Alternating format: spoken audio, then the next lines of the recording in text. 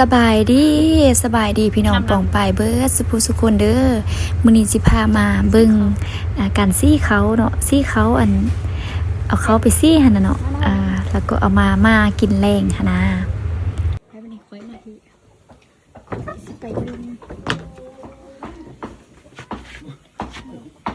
ฮะแล้วลงไปไหนไปซี่ไปปัญหาลืมอันนี้นะเคยจับอันนี้คุยพอคุยไปห้องตกแน่ๆเขาตกแน่ๆ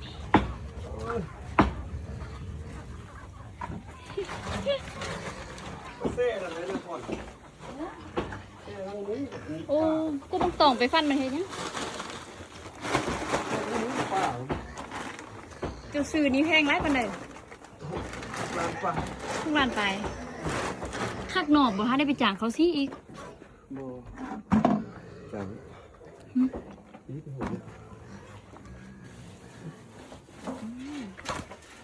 ได้จังได้แบบนี้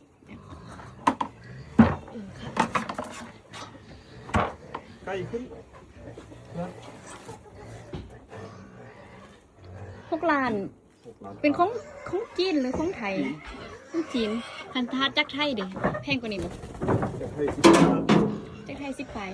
10ยังบ่น้ำไฟไว้พวกกินเลยเนาะใกล้ๆนี่เดี๋ยวนึงเขาหรอนี่แล้วป้ามีหมูดิจะฮกไหมเหรอฮะนะบ้าที่ไหนฮะเขาจะเสาที่โอ้ยบ่มีผู้ใดมาเอาหรอกมีผู้ใดมาเอาโอ้ใครหนอตัวนึงใช่ใช่นี่ใครอีกอ่ะมันแม่นตัวอ้อนมาทีโอ้โหจักโตมูจักโตโอ้ย3 ถึกเนี่ยเนาะไม่น่ามากินไข่เนี่ยฮอนไม่น่ามากินไข่เนี่ยต้องมาหาฮกน้อยมันจะปอก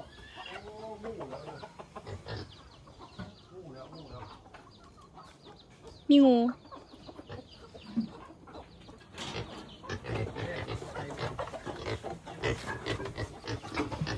เกลือแม่น่ะอดป้าตัวบกตุยเลี้ยงบัดใหญ่ๆจังคายหนึ่ง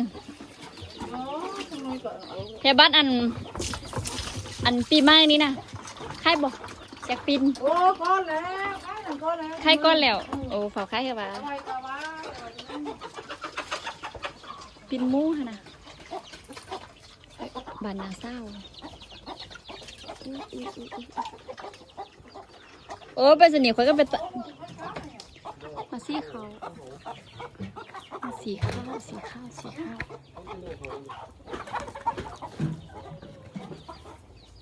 นี่หงซี่อันหงซี่เขาบ่ฮะมันบ่ท้าไปจังเขาหงซี่หน่อยอีพอไปนากลางเราจะเล่าอันซ้อนอันโรงเรียนภาษาดิยังบ่มาเด้อมือค้ำพุ่นน่ะมาเรียนภาษาอันนั้นคักก่อนเล่าทอกอันปอนเขาลงหันเลยนี่บ่ได้ยกไก่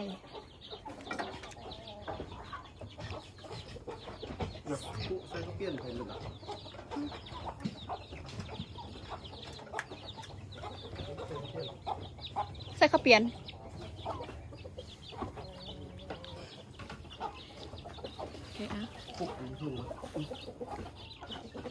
ตัวนี้สีข้าว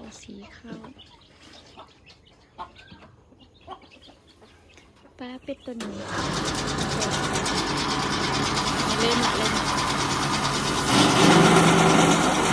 ยังไปจานที่นึงทำไปที่ยูหานเขาจะเป็นประมาณ10 เบา18เขาเอาละ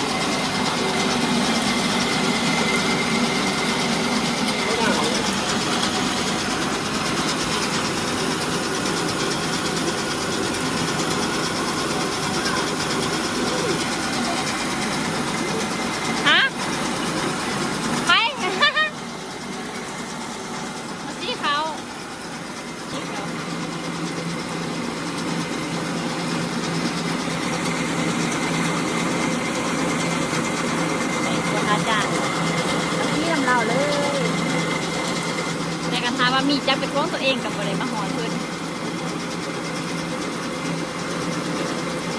ลืมทายลงพวงเนาะบ่เป็นยังไงตังเลยล่ะจับผิดล่ะนี่เอามา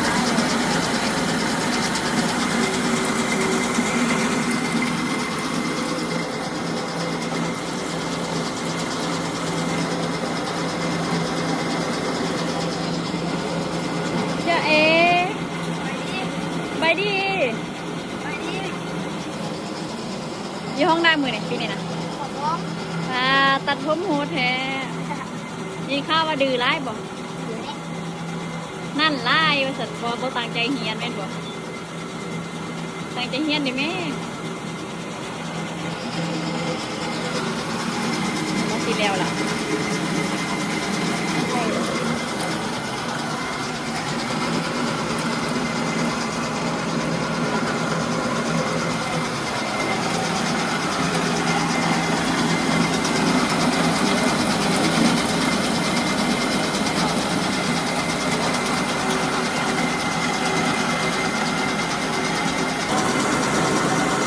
เป้านึ่งเฮาสิใดจักกิโลเดี๋ยวเอามาตั้งดูกันในขอบเปลือกนึ่งเป่านี่แล้วฮะยังอีเดซี่กับอีกเติมหลบนึงค่ะนะ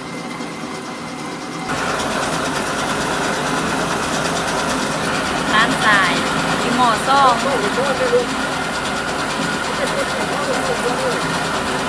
จะเป็นไกลๆตะนอน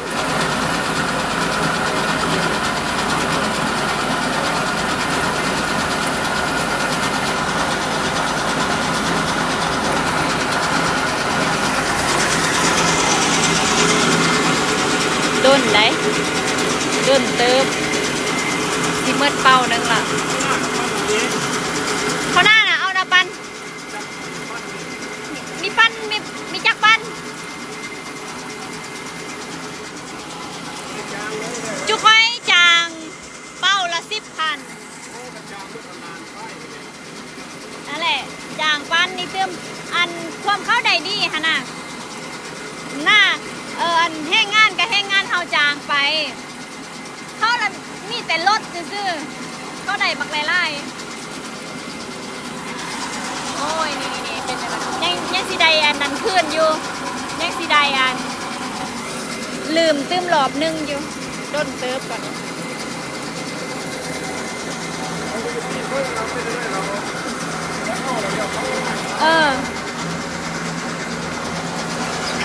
อยู่ทางลุ่มมันจะเป็นห้วยน้ำเนาะ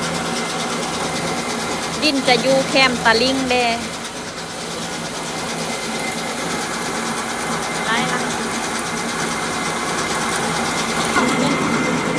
ได้แล้วตอนนี้ได้แล้วเนาะเทียมเต้าเขาเป่านึ่งเขากับบได้ร้ายดอกไปประมาณต้องปลูกทั้งที่ขนาด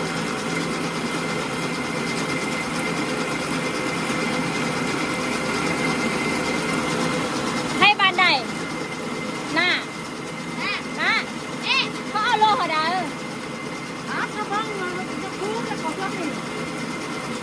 เขานักเด้ตายฮะเดี๋ยวไปห้ามมึงกัน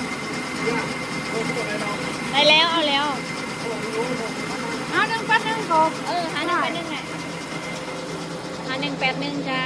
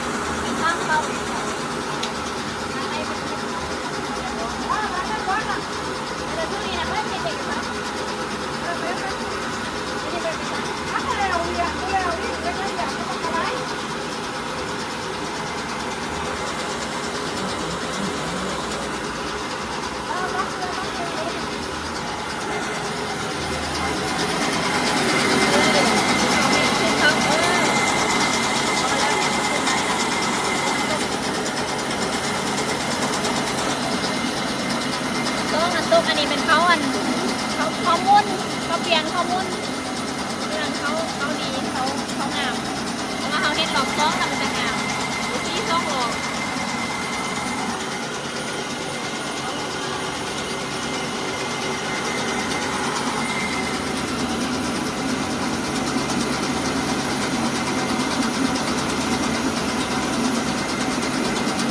ผู้ใกล้จะเอาห้องนู้นก่อน นั่นแหละยังไงอยู่ถ้าจะเอ้ยมาพวกลานไปตรง ผู้ นี้ นางชาย ที่หอนไม่ได้กระหอนอะไร ผู้ วะ นางชาย ไม่ได้กระหอนอะไร เดี๋ยวไปดูหน้าเลยเราก็ข้างหลังกันนี้ที่นั่นไม่ใช่ผู้ที่มีหลานที่ มากับพี่เลยเนาะ เตอร์นะเตอร์นั่งตั้งของเราอ่ะ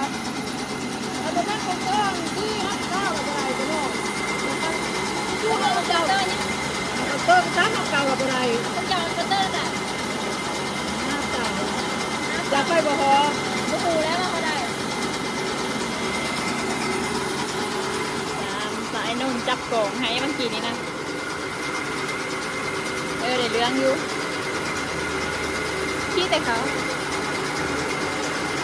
มาเบิ้งมาเป้านี่เขาจะได้เขาจากทั้งเนาะจากทั้งที่นะ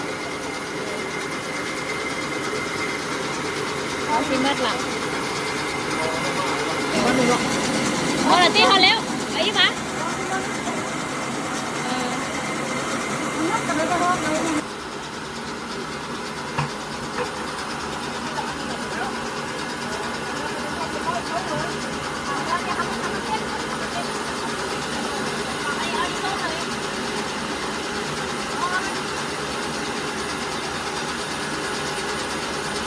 ไปตกเลยจะใกล้กิน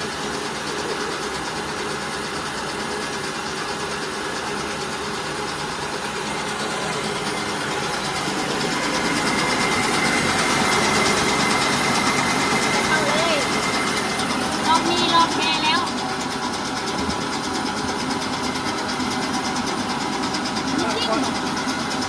รอบเที่ยวเนี่ยมันเล็ก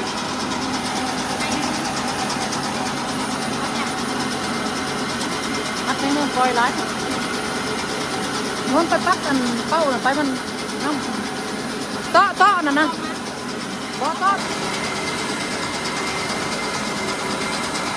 นี่ตอนนี้กันแล้วเด็กเขาอยู่ประมาณจักโลน่ะซ้ำนี่นะ จ้าไป เศร้าไปบ่ เราหาจะให้ อืม25โลนี่เด็กเขา เข้ามาหน่อยนะ ถ้าสิเกิดขึ้น แม่มือสวยในหอยยันพาชี้ให้คน นี่แต่ทันแล้วเนาะโอ้มันมาลงอยู่เขาเปี้ยนพี่น่ะร้ายนะเห็นบ่มาลงอยู่เขาตัวหน่อยอ่ะมุ่นจังสีก็เอาไปเพื่อ เป็นข้าวมุ้นเนาะ เนี่ยเป็นข้อมูลเนี่ย เลยเขาไปซีเนี่ยเขาก็เป็นคนดีเนี่ยอ๋อเขาก็ได้เขาเพี้ยนหัวกันไล่ ยังบ่เห็นเด้ ขึ้นคันใดพี่ให้บอก มาเนี่ย เดี๋ยวให้อันนั้นนายกก็ได้ เขาซีเอาทำกันได้ไล่ นี่เดี๋ยวบักไล่เกือบหมู3ตัวแห้งดีอันนี้เป็นหำเอาไปเกือบเป็ดไก่เกือบหมูเพราะเพื่อนนะโอ้ยคุณหน้าสู้ๆเกือบเลยนะเกือบเอาไปนำเอาไปบอกนี่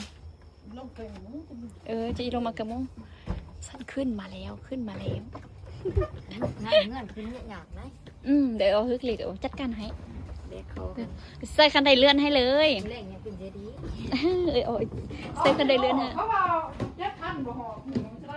เขา จังวะ เขาเบิ่งมาเลย ล้างมือก่อน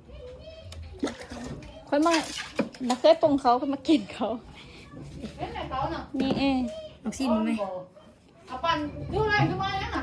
มื้อแรกน่ะหุ้งข้าวเจ้า บอกสว่าไปกินได้ไหมเอาให้ ได้แล้วหึ ใกล้ที่นั่นนี่ละ มี